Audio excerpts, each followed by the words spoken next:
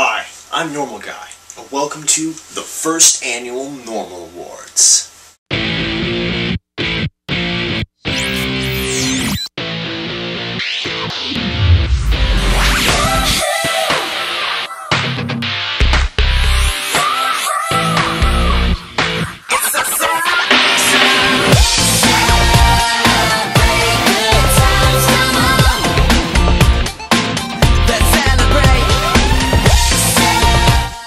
Our next category is Best Voice Acting. Now, you know as well as I do that there are some people who have voices that they could read the phone book and it would still be entertaining. Trick, Nick, and Annabelle, 1490, Littleville Street, 7654. Well, this award is for those people in the movie industry and entertainment. Our first voice actor is Anthony Hopkins as Odin. I, Odin Allfather, cast her out. You are a wicked, cruel boy. You are a vain, greedy, cruel boy. You are an old man and a fool! You're unworthy! Father. And now take from you your power! And I cast you out! Our second voice actor is Hugo Weaving as the Red Skull.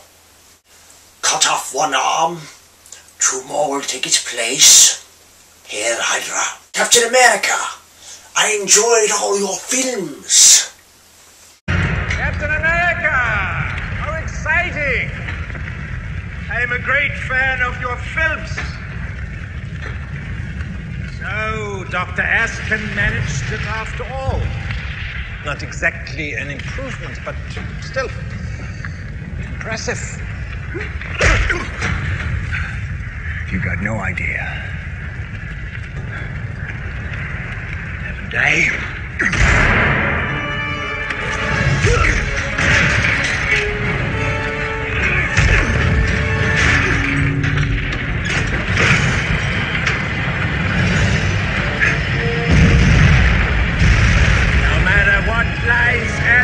Told you.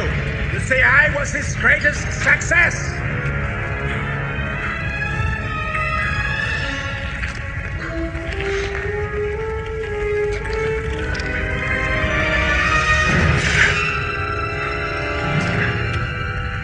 You don't have one of those, do you? You are deluded, Captain. You pretend to be a simple soldier, but in reality, you are just afraid to admit that we have left humanity behind. Unlike you, I embrace it proudly, without fear. Then how come you're running? Our third voice actor is Miss Piggy. Gummy! Gummy, gummy, gummy, gummy, gummy, gummy!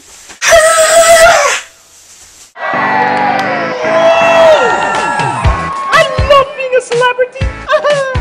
This new line that you have here is wonderful! And since they're all inspired by moi, I can't really say I have any favorites. Fashion can tell you so much about the person. As a star, it's so important that they have a wide variety of choices. You never want to get caught wearing the same thing twice. It's not just about clothes, it's about making a statement. Hey, look at me! I'm wearing designer clothes! My style? It is unique! But it only works for moi! Plus it's copyrighted, so don't even bother. One fashion item I can't live without. Oh boy, this is a toughie. Jewelry! Cause it don't mean a thing if you ain't got that bling! Do-wop, do-wop, do-wop, do-wop! The Muppets, in theaters November 23rd. Love Miss Piggy. Optimus Prime. The guy everyone stops on the street to see if they can record his voice for their answering machine. Before time began, there was the Cube. 1986 was my last shot at this. I'm very glad we went with Peter Cullen on The Voice. Transform and roll out! can't imagine anyone else being Optimus. You want me to say Autobots? Autobots Recon. Yeah, and give it like a little bit quieter. To have Peter Cullen on board as Optimus just really centered the movie. We were respecting the roots, but doing it in a whole different way. I have witnessed their capacity for courage, and though we are worlds apart, like us, there's more to them than meets the eye. I am Optimus Prime, and I send this message to any surviving Autobots taking refuge among the stars. We are here. We are waiting. And the award goes to Optimus Prime. I am Optimus Prime. Are you sure you're Optimus? I am Optimus Prime. Okay.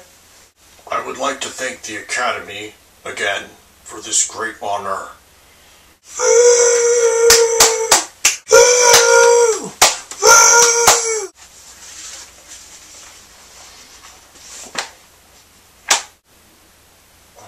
Timothy Victor 065 7893 7 Terminal Randall 476 8973 Red Drive.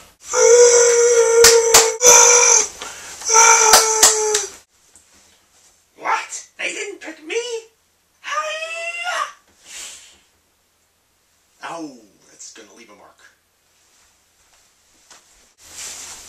The next category is Hottest Chicks. Now, let's be honest, guys. For some movies, the only reason to go see it is for the cute girls.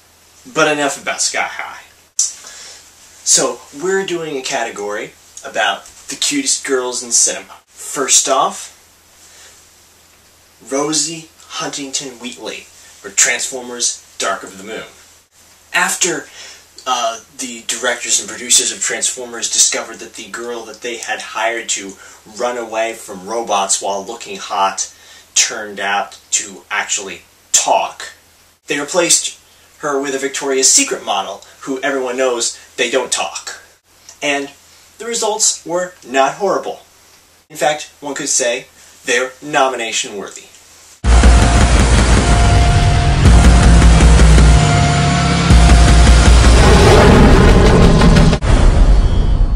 Well, it all started with an email from Michael about this time last year, so about early May time last year.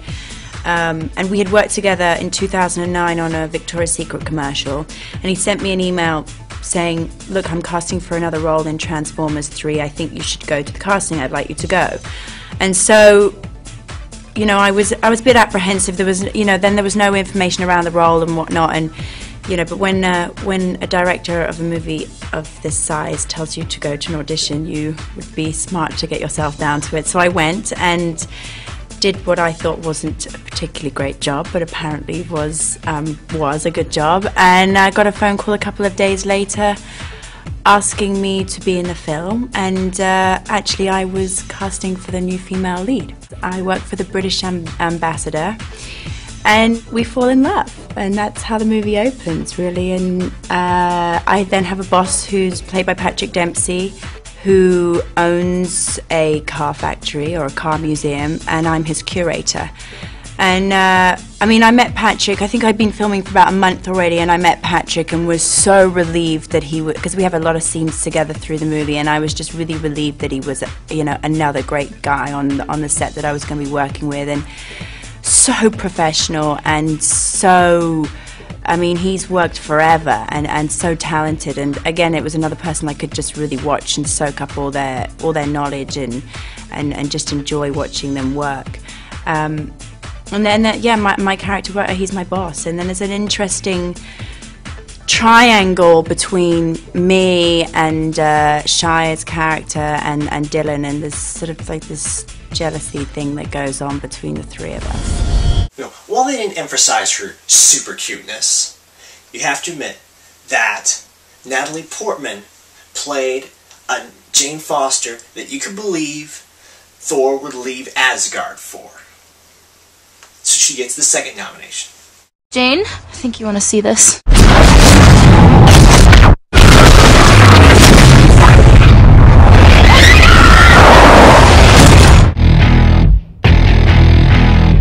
Please open your eyes. Where did he come from? Name? He said it was Thor? Your ancestors called it magic, and you call it science. Well, I come from a place where they're one and the same. Who are you, really? You'll see soon enough. God, I hope you're not crazy. And third nomination was from a movie that really fits this category because it really didn't deserve a nomination except for Cutest Girl. That was Three Musketeers. The girl whose name I don't even remember, which says a lot positive about her, who played Madame Beautessu. You see, I can't even remember the name of the character or the name of the actress. All I know is she's really cute.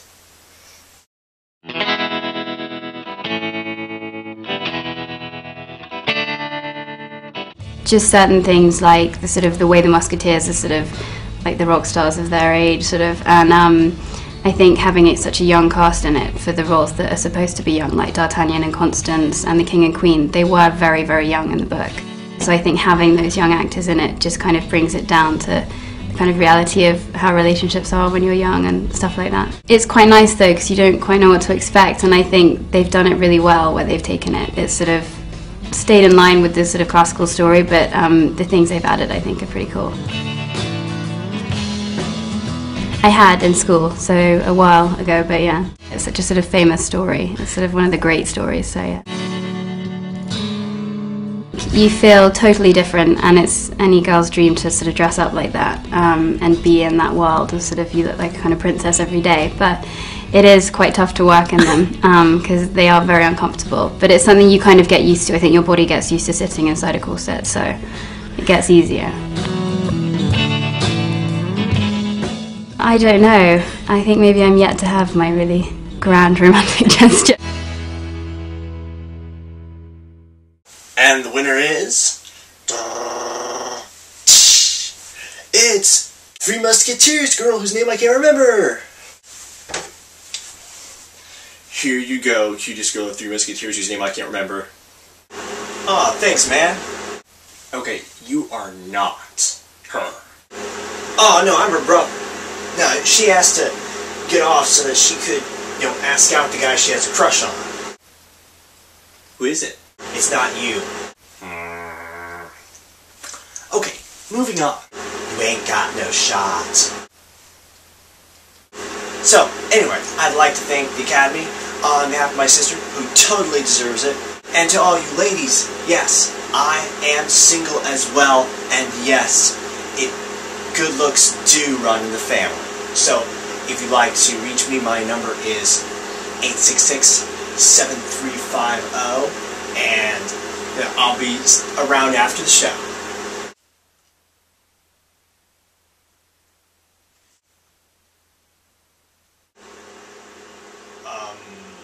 Save the Earth.